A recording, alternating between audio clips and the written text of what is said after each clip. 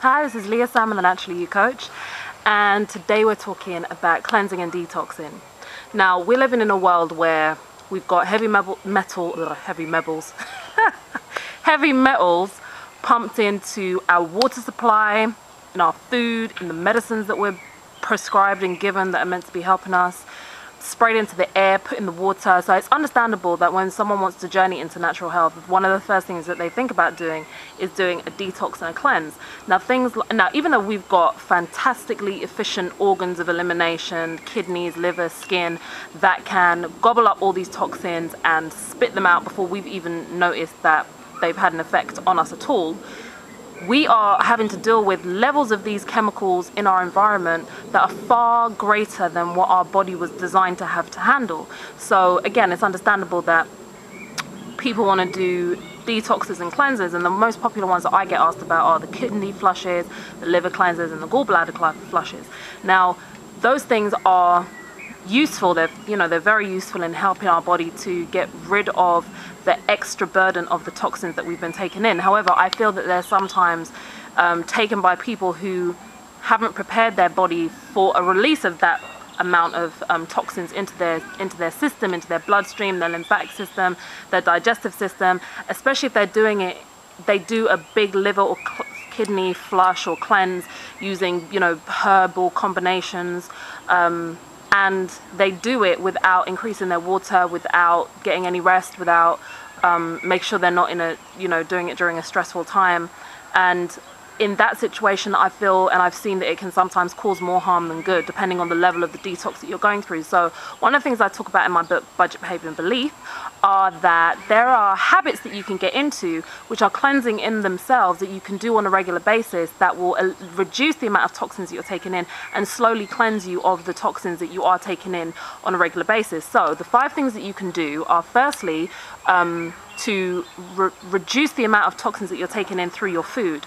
So this is where organic and chemical-free, free range, those types of foods come in, because the conventional fruits and vegetables that you see on the shelves, which aren't organic or aren't chemical free, are going to be subjected to and sprayed with pesticides and herbicides, and that's just more chemicals that you're taking in. So if you're taking in organic foods, some are better than others, definitely, but if you're taking in more organic foods, you're going to reduce the amount of toxins that you're getting into your body that you would eventually have to cleanse. The next thing you can do is reduce the amount of toxins in your environment. So the cleaning products you use, the personal hygiene products you use. So for example, it's been shown that we can take in as many as 12 to 15 different chemicals first thing in the morning, just by things like toothbrush, toothpaste, and the water that we take in, the water that sometimes we drink, people who are drinking tap water, mouthwashes, flosses, aftershave, deodorant, the soap we use on our skin and on our body. All of those things can put a whole load of chemicals into us first thing in the morning. So one thing you can do is choose natural skincare products and natural, dental hygiene products as well, so that you're reducing the amount of toxins that you're taking into your body. So we're talking things like shea butter and coconut oil on your skin, jojoba oil on your hair, using either the fluoride-free toothpaste or even things like salt and bicarbonate of soda with peppermint oil or tea tree oil in it, combining those things, even with a bit of coconut oil, combining all of those things and using that to brush your teeth with instead. So there's alternatives that you can use. You can use tea tree oil and salt water mixed together as your mouthwash, or oregano oil mixed with salt water as your mouthwash as well. So those are ways you can reduce the amount of chemicals that you're taking in. The other thing that you can do is obviously take in water. So when you're stimulating your organs to release all these toxins, if you're doing things like the kidney and liver flushes, then when they come out, they're going to need a way to actually be fully flushed out once they've been released in your system. They need to actually come out, and that's where water comes in. And water is the best cleanser that you can possibly get, more so than anything else, because it's the thing that actually carries the toxins out of your body from all over your body. So making sure you're getting in adequate amounts of water is another habit that can cleanse you on a regular basis. Another thing that you can do is get more exercise.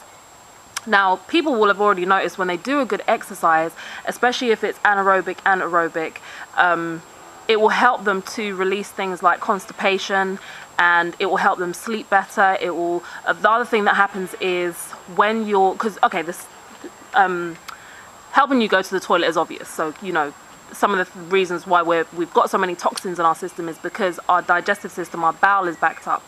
So when you're exercising and you're stimulating those muscles, it helps you to release those toxins that you could be, you know, kicking up or taking in from things in your environment. When you're getting more sleep, you're allowing your body to have the time to go through the necessary cleansing and assimilation and elimination processes that your body needs the time and the energy to be able to do, and the rest to be able to do efficiently as well. The other thing that it does is it increases your inhalation. You're breathing in more deeply and you're taking in more oxygen. Your cells need oxygen to be able to carry out their functions, and one of those functions is eliminating waste. So getting in enough air is helping your cells to cleanse and detox themselves. And there's a whole host of other fantastic benefits of exercise.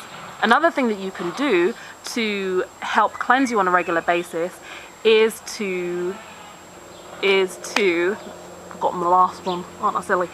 Enemas. Oh, people get cringy when I talk about enemas. So enemas are something that you can do where you get a small bottle, well, different types of sizes of bottles, but it's a way that you can insert fluid into your lower your lower digestive system, lower part of your digestive system. You can add things to it as well, but you're inserting water in there for it to then be released. And the water goes in there, it helps release and soften the things that are, you know, impacted in your bowel, and then you allow yourself to release all of it. And you can get a lot more information about enemas and colonics. Colonics is where you go somewhere and they insert a lot more fluid over a longer period of time, and it allows more of the junk that's backing you up to come out. And I know it's something that people get quite funny about, is enemas and colonics, but doing it on a monthly or bi-monthly basis, or more regularly if you're actually doing an actual cleanse, is another fantastic way of helping your body to get rid of those toxins that can get backed up inside you. This has been Leah, Salmon, the Naturally You Coach, with some healthy detoxing and cleansing habits that you can get into to help release those toxins from your body. I hope you have a fantastic day. Take care and stay healthy.